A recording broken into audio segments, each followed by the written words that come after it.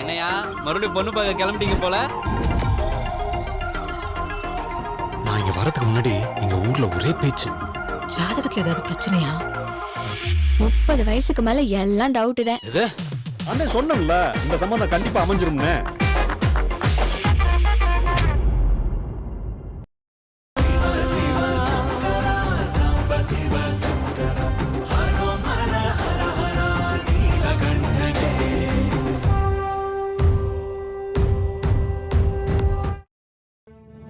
மேம்படுத்தப்பட்ட சமூக பொருளாதார வளர்ச்சியை அடைய மக்களுக்கு வழிகாட்டுவதே மக்கள் நீதி மையத்தின் முதன்மை பணி.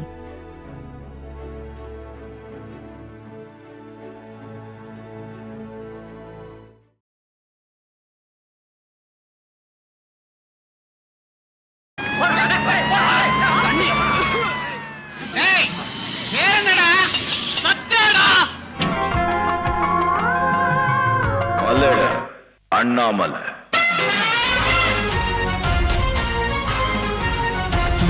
முதலில் பார்த்தேன்.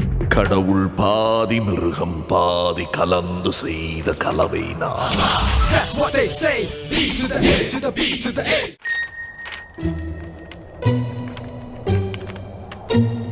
ரஜினி சாருக்கு ஹைதராபாத் ரொம்ப ஃபேவரட் இடம். ஸோ நாங்கள் இந்த படத்தை பற்றி ஒரு டிஸ்கஷனோ இதை பற்றி அடுத்தது என்ன பண்ணலாம் இல்லை பேசுகிறதுக்கு ஹைதராபாத்தில் அவருக்கு பஜாரா ஹோட்டல் தான் அங்கே போய் தங்கிடுவார். அப்போது ஹைதராபாத் இப்போ இந்த இருக்கிற ஜூபிலி ஹில்ஸ் எல்லாம் காலியாக இருக்கும், ஒரே ராக்காக இருக்கும். Ramanaidu sir studio, Ramanaidu sir house, அப்புறம் அந்த பக்கம் பத்மாலயா ஸ்டூடியோ தவிர எதுவுமே இருக்காது. ஃபுல் ராக்ஸ் எம்டியாக இருக்கும். நேராக மார்னிங் அங்கேருந்து நாங்கள் ரெண்டு அந்த ஹோட்டலில் இருப்போம். கார் எடுத்துன்னு வந்து ஒரு இடத்துல பஞ்சாரில் பார்க் பண்ணிவிட்டு, ஜூபிலிஸில் பார்க் பண்ணிவிட்டு நடப்போம். 2 பேரும் கார்த்தால் அந்த இதில் பஞ்சாரோட ரோட்ஸில் நடந்து வாக்கிங் எல்லாம் போய் திரும்ப வந்து அங்கேருந்து நேராக போய் நம்ம ஹோட்டலுக்கு வந்து ரெஸ்டாரண்ட்டில் காஃபி டீ சாப்பிட்டுட்டு அப்புறம் ஃப்ரெஷ்ஷனாக போயிட்டு அப்புறம் மீட் பண்ணோம்.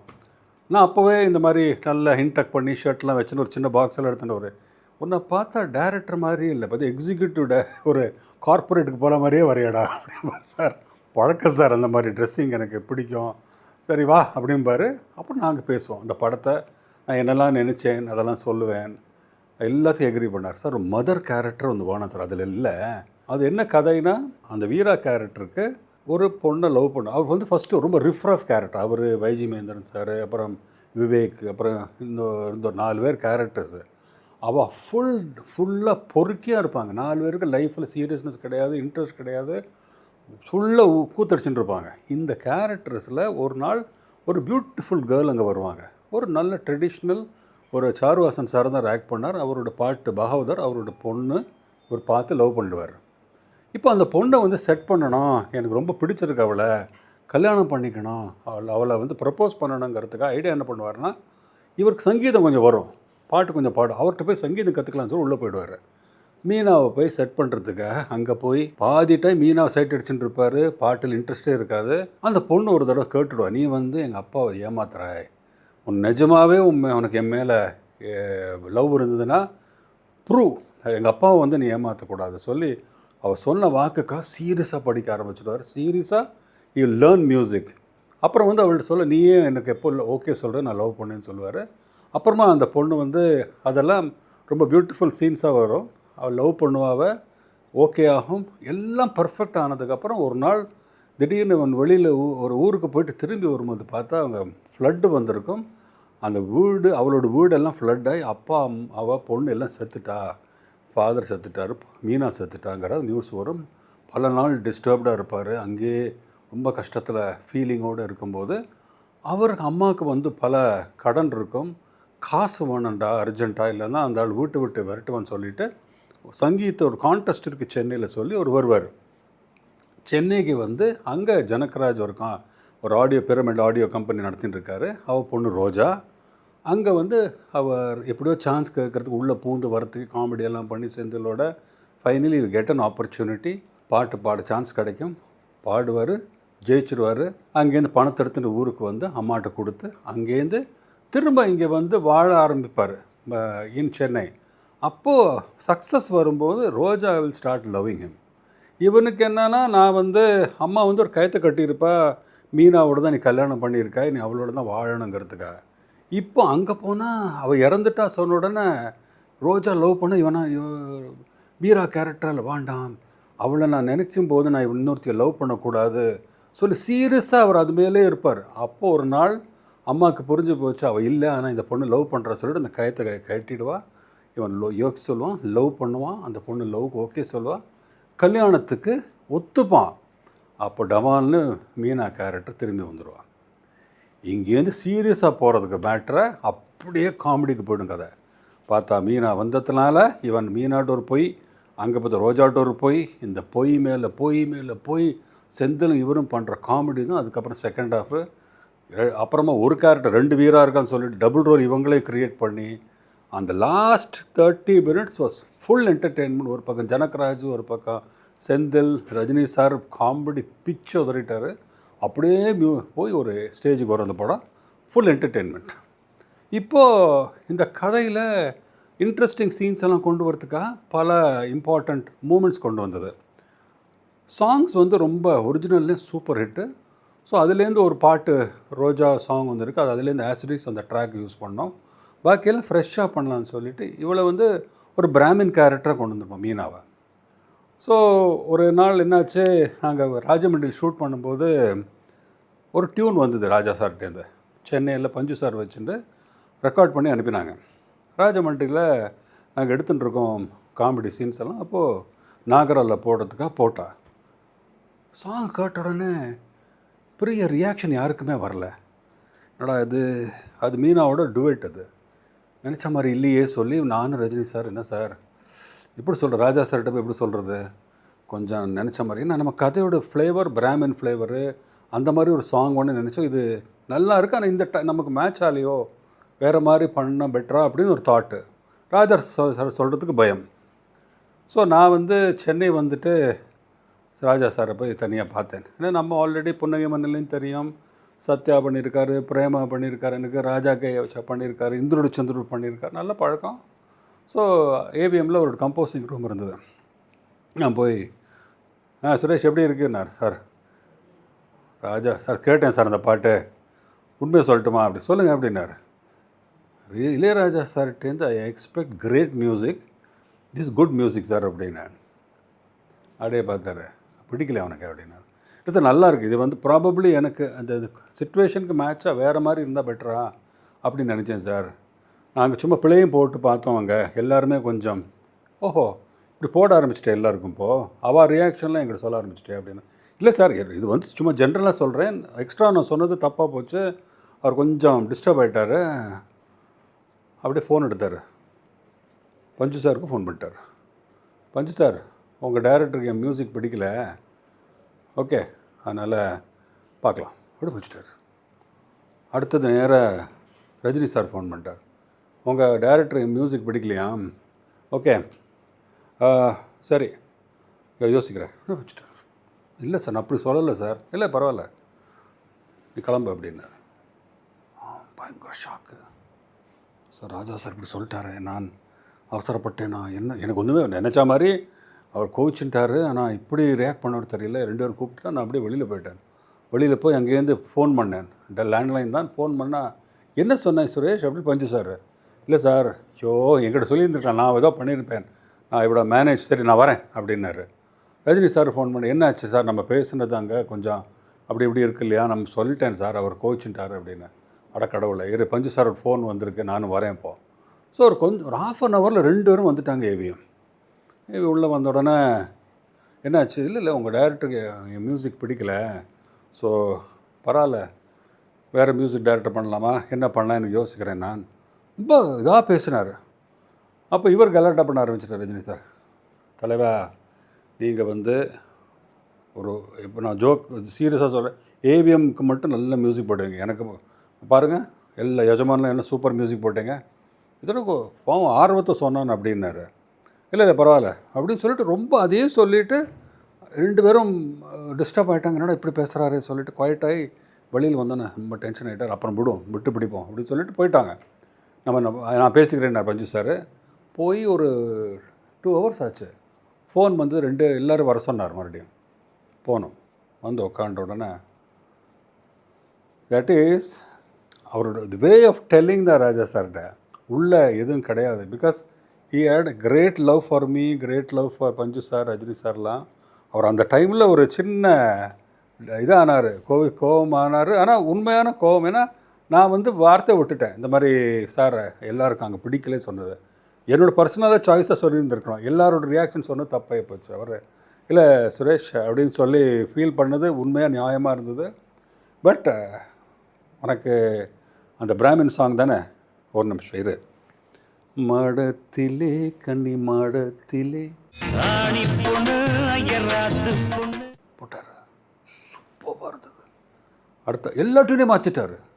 அப்புறம் இதில் மலை கோவில் வாசலில் அடுத்த பாட்டு. அப்புறம் கொஞ்சி கொஞ்சி நலைகளோட லைனும் டப்பு டப்பு டப்புற 3 பாட்டை கொடுத்த உடனே ஃபேண்டாஸ்டிக்காக இருந்தது. இப்போது என்னால் sir super sir super sir அப்படியே ரியாக்ஷனே இல்லாமல் இருந்தார். ஏன்னா வாட் இஸ் இட் கரெக்ட், அது மாதிரியே ஒரு லுக்கில் இருந்தார். அப்போ ரஜினி சார், ராஜா உனக்கு கோவம் வந்தால் பிரமாதமாக நீ மியூசிக் போடுற அப்படின்னாரு பாருங்க. எல்லோரும் சிரிச்சிட்டாங்க.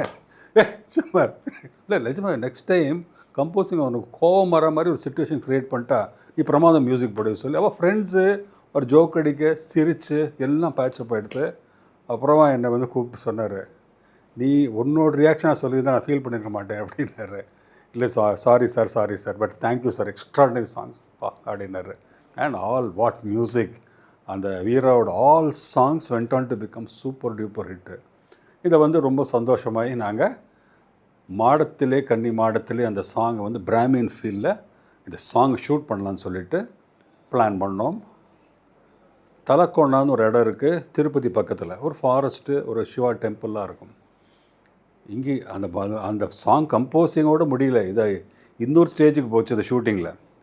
என்னென்னா ஷூட்டிங்கில் போய் எல்லாருக்கும் அந்த பிராமின் ஸ்டைலில் மடிசாரு, ட்ரெஸ், குர்த்தா, வேஷ்ட், பஞ்சகச்சம், இந்த மாதிரியெல்லாம் ஸ்டைலில் ட்ரெஸ்ஸிங் எல்லாம் கலர்ஃபுல்லாக போட்டிருந்தாங்க. Pink colour, green colour, blue colour, இந்த மாதிரி ட்ரெஸ் தைச்சிருந்தாங்க. ரொம்ப இன்ட்ரெஸ்டிங்காக காஸ்டியூம்ஸ் எல்லாம் பண்ணலான்னு சொல்லி டான்சர்ஸு கிட்டத்தட்ட ஒரு 50 டான்சர்ஸு, 25 பேர்ஸ் எல்லாம் ரெடி பண்ணி வி வென்ட் டு தலக்கொண்டாம். ரகுராம் மாஸ்டர் தான் மாஸ்டர். எல்லாம் ரெடியாச்சு.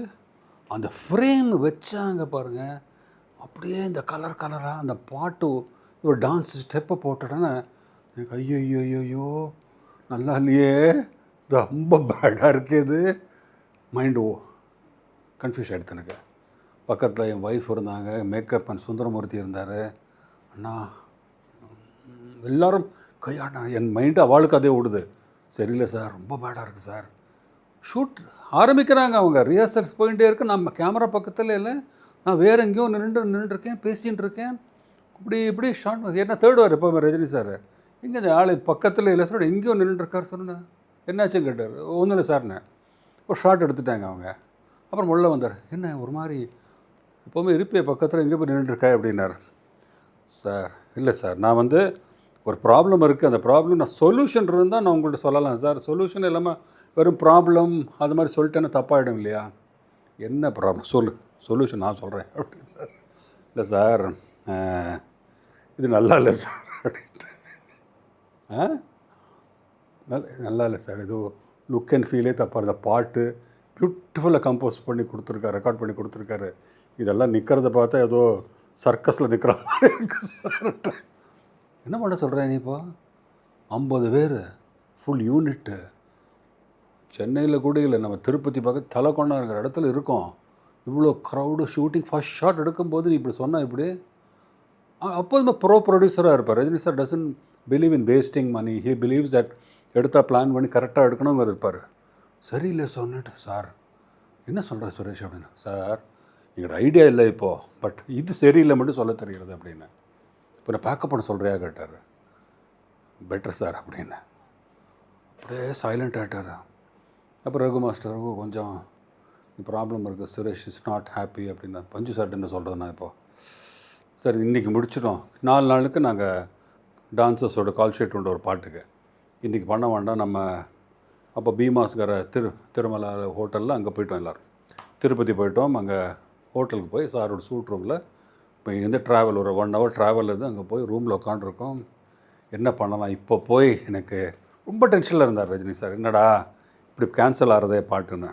அப்போது போகும்போது ஒரு சின்ன தாட் வந்தது, சார் இந்த மாதிரி ஒரு பிராமின் கல்யாணம் போது நமக்கு அது ஒரு சின்ன ஃப்ளேவர், அவளோட இந்த சாங் ஏன் கம்போஸ் பண்ணோம், ஒரு பிராமின் லுக் ஏன் கொடுக்குறோம் மீனா அந்த அப்பா கேரக்டருக்கெல்லாம்னா, அந்த flavour of the colours of Brahmin இது நல்லா இருக்கும் இல்லையா, அதுக்காக லெட்டஸ்ட் டூ. இப்போ அதனோட கல்யாணத்தோட என்ன இருக்கும் சார், அவள் ஹவு அந்த மாப்பிள்ளை எழுப்பு, அப்புறம் அந்த பொண்ணை ரெடி பண்ணுறது, அந்த பிகினிங் சீன்ஸ் நலங்கு, அது மாதிரி எல்லாம் கொஞ்சம் அவளோட செலிப்ரேஷன்ஸ் எல்லாம் வருமே சார், அதெல்லாம் வச்சுட்டு நம்ம ஒரு மேட்ரு பண்ணால் அங்கேருந்து போய் கல்யாணம் ஆகுது, அப்புறம் ஊஞ்சல், அந்த லுக்கில் வந்தால் நல்லாயிருக்கும் அப்படின்னு என்னோடய ஃபீல் சார் அப்படின்னு நான் சின்ன சின்ன தாட்ஸ் சொன்ன உடனே அவர் புரிஞ்சு போச்சு, இது நல்லா இருக்க ஐடியா.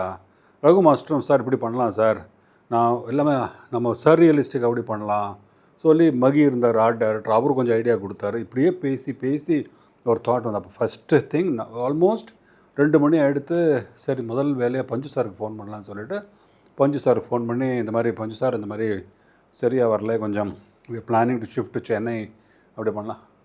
சுரேஷ் நீ என்ன டிசைட் பண்ணுறியோ ஓகேன்ட்டார் அவர் பாட்டுக்கு. So happy. அடுத்த வேலை அங்கே பண்ணதான் ரஜினி சாரோட மாஸ்டர் திங்.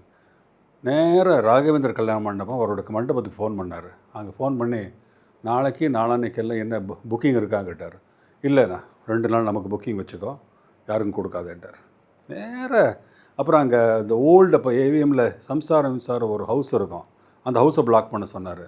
அங்கே இருக்க ஒரு ஃப்ளோரில் வந்து ஒரு பிளாக் செட்டு பண்ணோம், ஃப்ளோர் பண்ணுங்க, அங்கே வெளியில் இருக்க லான்ஸ் எல்லாம் வச்சுக்கலாம் சொல்லி போட்டு முடித்து shift 4 o'clock 5 o'clock shift full dances எல்லாம் ஷிஃப்ட் பண்ணி சென்னை வந்துவிட்டோம். அடுத்து நான் கார்த்தால அந்த ராகவேந்தர் கல்யாண மண்டபத்தில் ஷூட் பண்ணுறது, அந்த லுக் அண்ட் ஃபீலே அப்போது எல்லாம் வேறு மாதிரி மாறிடுது. அந்த மாப்பிள்ளை எழுப்பும், அப்புறம் அந்த அவள் வெயிட் பண்ணுவாள், மாடியிலேருந்து பாட்டு பாடுவார், ஹியூமர் இருக்கும், அந்த கலர்ஸ் இருக்கும், ஒரு ஒரு ஒரு க்யூட்னஸ் இருக்கும். அதில் ஃபுல் கல்யாணம் வரைக்கும் அந்த ஃபுல்லாக பிளாக்கை முடித்து நைட்டில் மாப்பிள்ளை பழம் எடுத்துகிட்டு அடுத்த நான் ஒரு சம்சாரம்ல அவரோட வீடு மாதிரி ஊஞ்சல் எல்லாத்துக்கும் பிரான்ஸ் அடித்தாங்க பெயிண்ட்டு, அந்த பிரான்ஸ் பெயிண்ட்டு அதிலெல்லாம் க்ளோ இருக்கும். அங்கே ஒரு சின்ன ஒரு ஃபஸ்ட் நைட் மாதிரி செட்டப்பு, அப்புறம் கதவு இதெல்லாம் ப்ளே பண்ணி அந்த கதவு ஓப்பன் பண்ணி, அப்புறம் ஒரு பிளாக் செட்டில் குடம் எல்லாத்துக்கும் பிராஸ் பெயிண்ட் அடித்து, அதில் அவருக்கு ஆயில் தேய்க்கிறதுக்காக ஷாம்பூஸ் எல்லாம் வச்சு, ஆயிலெலாம் வச்சு, ஸ்மோக்கெல்லாம் போட்டு, வழியில் ஒரு லான் அம்பரெல்லாம் வச்சு, கூலிங் கிளாஸ் எல்லாம் போட்டு, மடிசார் மாமி எல்லாம் பண்ணி, it was super. Absolutely 3 days முடிச்சிட்டார் பாட்டு எடுத்து கட் பண்ணி பார்த்துட்டா தான் தெரியும் அந்த பாட்டு வந்து இட் வாஸ் ஆசம். அந்த எடுத்திருந்தோம்னா அன்றைக்கி அந்த மாதிரி ராஜா சார் எங்களுக்கு டெஃபினட்டாக திட்டிருப்பார், என்னையா இப்படி ஒரு பாட்டை போட்டுட்டு இப்படி எடுத்திருக்கீங்களேன்னு. ஆனால் அன்றைக்கி ராஜா சார் படம் பார்த்துட்டு பியூட்டிஃபுல்லாக இருக்குன்ட்டார், பாட்டு நல்லா பண்ணியிருக்கீங்க ஹாப்பி சொல்லி அவர் பாராட்டினார். ஸோ ஒரு மாதிரி ஒரு பாட்டு அமையும் போது sometimes these things happen and the song became a super duper hit. ரொம்ப நாள் அந்த பாட்டை பற்றி பல பேர் அதை பற்றி பேசிகிட்டே இருப்பாங்க. இப்போ கூட நீங்கள் பாருங்கள், ரொம்ப கலர்ஃபுல் அண்ட் பியூட்டிஃபுல்லி டன். இதே மாதிரி இதில் செகண்ட் ஹாஃபில் ஒரு இம்பார்ட்டன்ட் சீன் இருக்கும். வீரா கேரக்டருக்கு ரோஜா மேலே லவ் வரணும், அதுக்காக ஒரு சீக்வன்ஸ் பண்ண வேண்டியிருந்தது. ஸோ ஒரு புன்னகை மன்னனில் ஒரு சீக்வன்ஸ் இருக்கும், கோலமெல்லாம் போடுறது ஒரு ரேவதி கேரக்டர் பண்ணியிருப்பாள். அதை வச்சுன்னு நான் சார் அந்த சீன் அந்த மாதிரி நம்ம பண்ண நல்லாயிருக்கு சார். ரோஜா வந்து ஒரு பெரிய கோலம் உங்கள் மூஞ்சியை ஃபுல்லாக பண்ணிவிட்டு அவள் ஃபுல் நைட் அவள் பண்ணுறா, கார்த்தா நீங்கள் வந்து பார்க்கும்போது அவள் லவ் எக்ஸ்ப்ரெஸ் பண்ணதுக்காக நீங்கள் ஐ லவ் யூ சொல்கிறீங்கன்னு வரலாம் சார். லவ் யூ சொன்னோன்னா மீனா கேரக்டர் அடுத்த சீன் வந்துடுவா, ஸோ இந்த சீன் பண்ணலாமா சொல்லிட்டு ஓகே சொன்னோன்னா ஈஸிலி செட். ஆனால் அது பயங்கர பெருசாக இருக்கணும்னு சொன்ன உடனே மகி வந்து என்ன பண்ணார், ஏவிஎம்மில் ஒரு ஃப்ளோர் ஃபிக்ஸ் பண்ணோம். அந்த வீட்டோட ஹாலில் மணின்னு ஒரு பையன் உண்டு, அவருக்கு அசிஸ்டன்ட், அவர் தான் அந்த இது போட முடியும் கோலமெல்லாம். ஸோ அவனை கூப்பிட்டு அவனை மெஷர்மெண்ட் வந்து ஒரு 100 times பெருசாக இருக்கும். அது ஆல்மோஸ்ட் ஒரு ஃப்ளோரில் 90% அந்த ஃப்ளோர் அந்த ஃபேஸ் மட்டும். அது எப்படி பண்ண முடியும், பெர்ஸ்பெக்டிவ் எப்படி கிடைக்கும், அவன் வந்து க்ரெயினில் மேலேருந்து தொங்குவான். ஸோ அவன் எவ்ரி டைம் போட்ட உடனே க்ரெயின் அவனை தூக்கும்.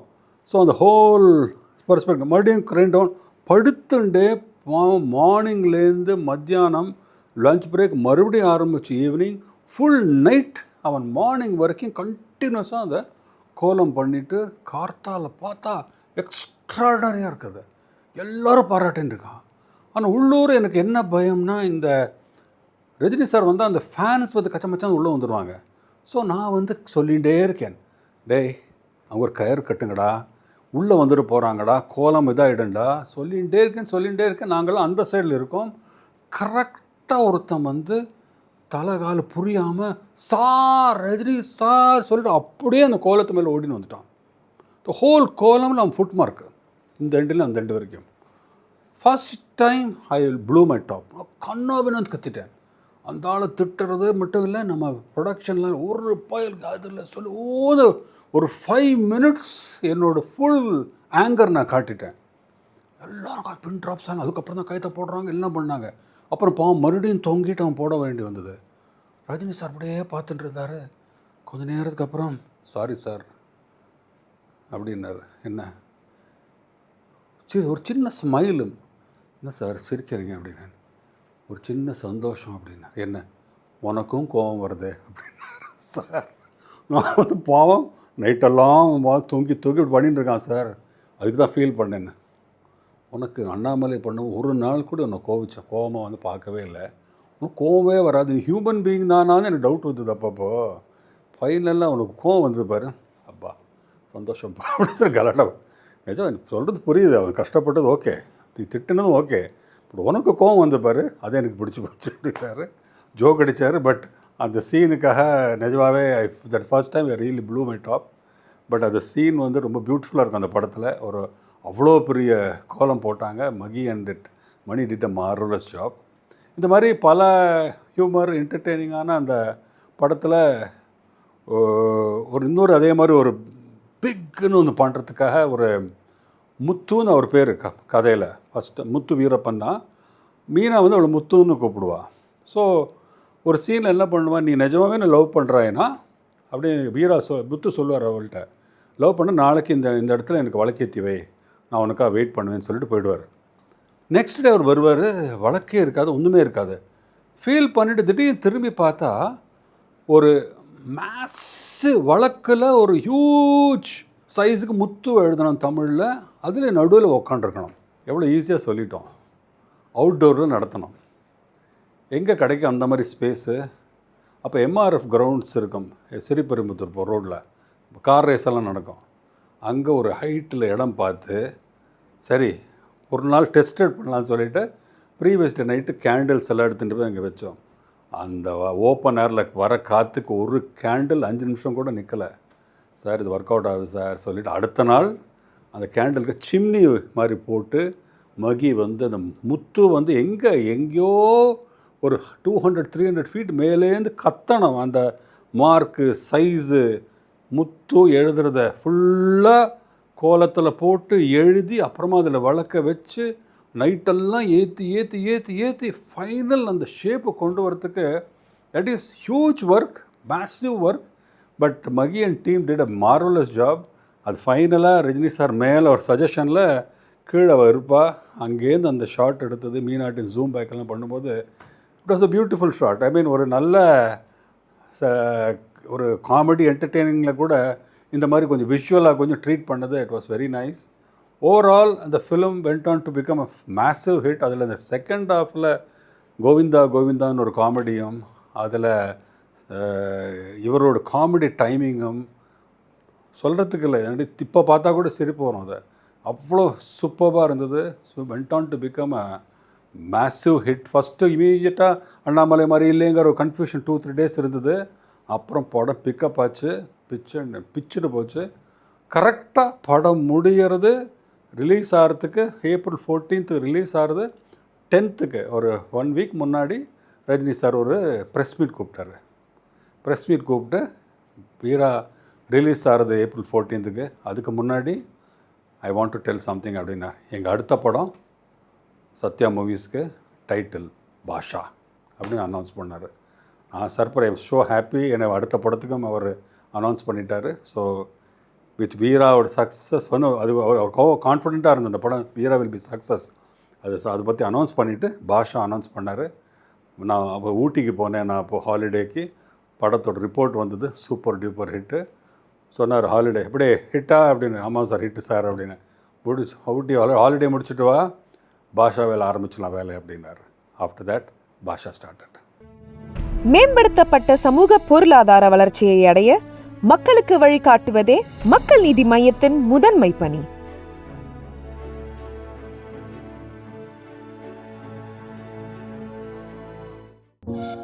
பரபரப்பான சினிமா செய்திகள், நட்சத்திரங்களின் பேட்டிகள், சினிமா வரலாறு ஆகியவற்றை பார்க்கவும் படிக்கவும் உங்களுக்கான இணையதளம் tourantalkies.co.